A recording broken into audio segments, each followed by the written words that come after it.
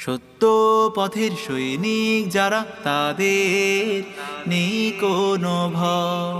সত্য পথের সৈনিক যারা তাদের নেই পরাজয়। আমার প্রিয় ভাই, আল্লাহ তোমাকে সত্য পথের দিশা দিয়েছেন।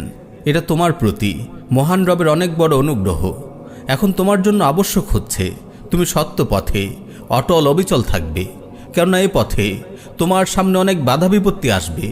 তোমাকে পার হতে হবে বহু প্রতিকূলতার পাহাড়। সব কিছু ডিঙিয়ে সত্যকে আঁকড়ে ধরেই তোমাকে এগিয়ে যেতে হবে সম্মুখ পানে।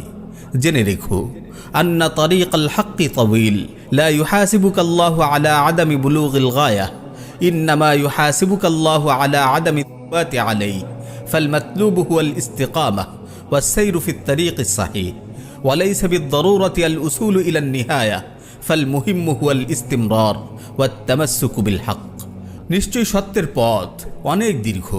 আল্লাহ তোমার কাছে এর গন্তব্যে পৌঁছতে না পারার হিসাব নেবেন না, তবে সত্য পথে তোমার অটল অবিচল না থাকার হিসাব অবশ্যই তিনি নেবেন। সুতরাং সত্যের উপর অবিচলতাই কাম্য। সঠিক পথেই তোমাকে চলতে হবে।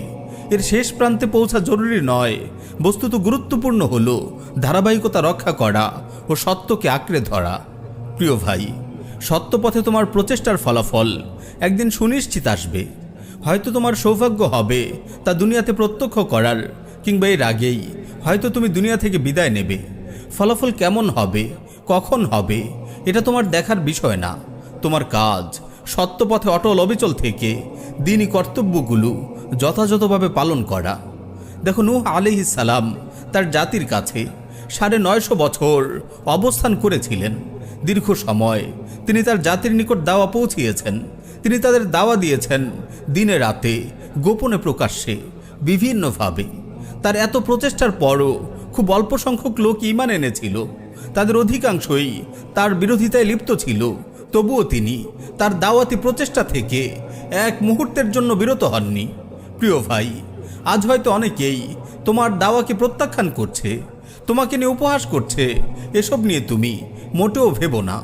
বিদ্রুপকারীদের বিদ্রুপের বাণ দেখে তুমি ভেঙে পড়ো না, বরং তুমি আনন্দিত হও যে তুমি সত্যের উপর আছো, সত্যের দিকেই মানুষকে ডাকছো। নিশ্চয়ই তোমার রব তোমার এই অবিচলতার যথাযথ প্রতিদান দেবেন। সত্যবাদীদের সাথেই তিনি তোমাকে জান্নাতে প্রবেশ করাবেন। নিশ্চয়ই তোমার রব তোমার এই অবিচলতার যথাযথ প্রতিদান দেবেন। সত্যবাদীদের সাথেই তিনি তোমাকে জান্নাতে প্রবেশ করাবেন।